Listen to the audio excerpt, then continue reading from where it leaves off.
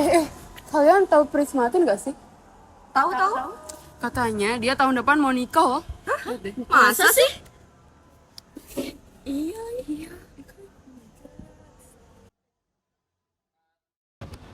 Jujur, saya nggak rela sih kalau dia nikah. Tapi, kenapa ya di Indonesia nggak punya pangeran kayak gitu? Itu karena bentuk pemerintahan Indonesia adalah republik, bukan monarki. Emang republik sama monarki itu beda ya?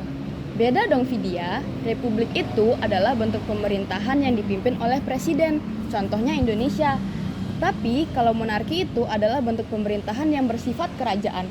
Jadi mereka dipimpin oleh raja, ratu, kaisar, atau sultan.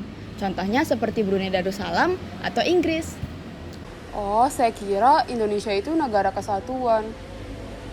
Itu beda lagi, Vidya. Republik itu adalah bentuk pemerintahan negara Indonesia, sedangkan negara kesatuan adalah bentuk negara Indonesia. Nah, hal ini sudah dinyatakan dalam UUD pasal 1 ayat 1. Oh, saya ngerti sekarang. Berarti Indonesia itu adalah negara kesatuan yang berbentuk republik dan menganut asas desentralisasi kan? Hah? Apa itu desentralisasi? Ih, masa nggak tahu sih? Jadi, sistem pemerintahan negara kesatuan itu ada dua. Yang pertama, sentralisasi. Sentralisasi itu berarti kewenangan dan pengelolaan pemerintah hanya terpusat di pemerintahan pusat. Sedangkan pada desentralisasi, kewenangannya dibagi ke daerah otonom untuk menjalankan pemerintahannya sendiri seperti Indonesia. Oh, gitu. Oh iya, kalian ingat nggak sih cita-cita, tujuan, dan fungsi NKRI? Aku ingat cita-cita NKRI tercantum dalam alinea kedua pembukaan UUD, yaitu mewujudkan masyarakat yang adil dan makmur. Sementara untuk tujuan NKRI tercantum dalam alinea keempat, seperti pada kalimat mencerdaskan kehidupan bangsa. Nah, untuk fungsinya NKRI itu adalah mewujudkan tujuan dan cita-cita tersebut. Tiba-tiba kepikiran deh, Indonesia punya keunggulan nggak sih dibandingin negara lain? Banyak loh, contohnya dalam bidang ekonomi. Kekayaan alam kita sangat besar, apalagi dalam bidang sosial budaya.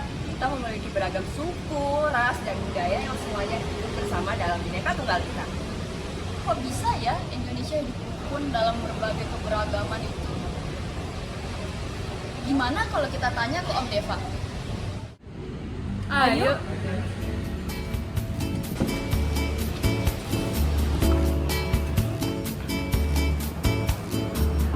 Sini, Om Deva.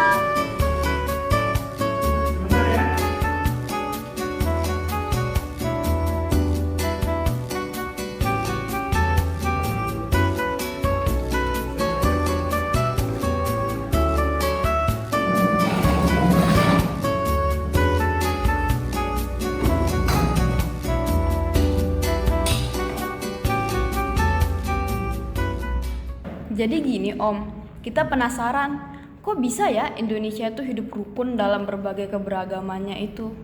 Jadi kita itu bisa hidup dalam perbedaan karena ada kesatuan dan persatuan yang mempertahankan NKRI agar tidak tercerai-berai. Nah, persatuan dan kesatuan itu juga membawa kita menuju kemerdekaan Indonesia yang terjadi pada 17 Agustus 1945. Wah, keren juga ya Indonesia bisa mempertahankan persatuan dan kesatuan selama bertahun-tahun. Oke, sebenarnya mempertahankan kesatuan dan persatuan itu sangat susah. Karena Indonesia itu mengalami perubahan dinamika persatuan dari masa ke masa. Coba ceritain dong, Om. Jadi pada masa awal kemerdekaan Indonesia, negara Indonesia itu masih dalam kondisi yang belum stabil dalam bidang ekonomi maupun politik. Bahkan sekarang ini Indonesia sudah mengganti sekiranya sampai 9 kali kabinet di Indonesia. Nah, Indonesia ini juga sempat didatangi sama sekutu Nica yang mana menimbulkan gangguan keamanan dalam negeri ini. Wah, kedengarannya kacau banget ya, Om. Itu benar, Indonesia itu masuk pada masa Republik Indonesia Serikat pada tanggal 27 Desember 1949. Nah, pada masa itu RIS terbentuk pada KMB yang menyebabkan masyarakat tidak puas serta timbulnya gerakan-gerakan separatis. Oh iya Om, apakah benar Indonesia pernah menjadi negara demokrasi liberal?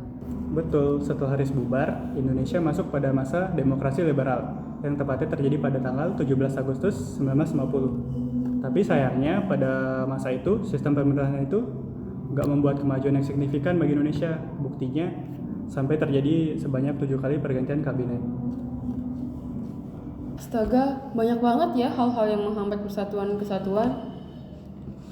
Betul, setelah itu kita bakal masuk ke masa Orde Lama atau biasa kita sebut dengan demokrasi terpimpin. Nah, jadi pada masa ini tuh terjadi banyak persimpangan nih. Salah satunya terpusatnya pimpinan pada Presiden Soekarno dan juga G30 SPKI. Nah, namun pada tanggal 11 Maret 1966 dikeluarkan Super Semar yang menunjuk Soeharto sebagai Presiden Indonesia. Nah, hal ini membuat terbentuknya masa Orde Baru. Oh, aku tahu. Masa Orde Baru ini masa di mana banyak penyimpangan sehingga terjadi krisis moneter 1998, kemudian juga ada krisis politik. Selain itu juga terjadi KKN, korupsi, kolusi, nepotisme itu terjadi terus-menerus. Sehingga karena hal itu di masa ini masyarakat itu dia kayak memberontak kepada pemerintah loh. Tepat sekali. Pada tahun itu, Bapak Presiden Soeharto mengundurkan diri dan digantikan oleh Bapak B.J. Habibie. Nah, sehingga masa reformasi itu dimulai hingga sekarang. Nah, masa ini Indonesia itu sudah mulai membangun pemerintahan yang konstitusional dan demokratis. Hingga UUD 1945 itu diamandemen sampai 4 kali. Lalu, apa masa reformasi ini lebih baik dari sebelum-sebelumnya? Jelas dong, lihat saja sekarang. Masyarakat kita sudah hidup dengan lebih makmur, lalu politik dan perekonomian negara sudah stabil. Demokrasi juga berjalan lancar. Nah, yang paling penting, semangat persatuan dan kesatuan sudah dijunjung tinggi. Bener juga ya. Waduh, sepertinya sudah malam nih. Sebaiknya kalian pulang ke rumah masing-masing. Iya, makasih ya Om. Makasih banyak Om. Kasih Om.